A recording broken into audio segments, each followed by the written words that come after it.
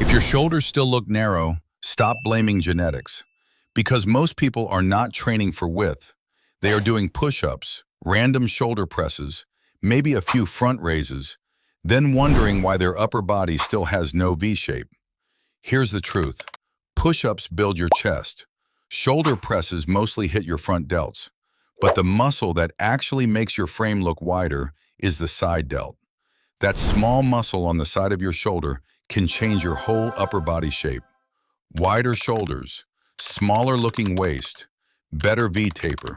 So let me fix your shoulder training with 3 moves. Move number 1, cable lateral raises. The cable keeps tension on your side delt through the whole rep. Stand slightly away, keep your elbow softly bent, and raise your arm out to the side. Do not shrug. Do not swing.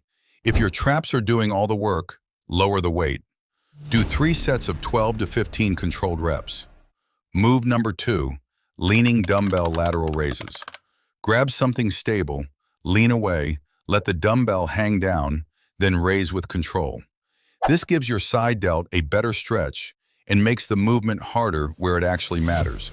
Use lighter weight. Your ego wants heavy dumbbells. Your side delts want clean tension. Do 3 sets of 10 to 15 reps. Move number 3, face pulls. Because wide shoulders are not just about the side.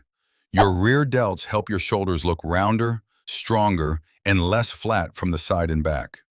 Use a cable or band. Pull toward your face, keep your elbows high, squeeze the back of your shoulders, then return slowly. Do 3 sets of 15 to 20 reps.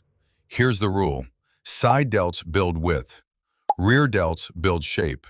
Control builds muscle. So stop doing random shoulder work. Train the muscles that actually change your frame. Now comment one word. Which exercise burns the most? Cable, dumbbell, or face pull?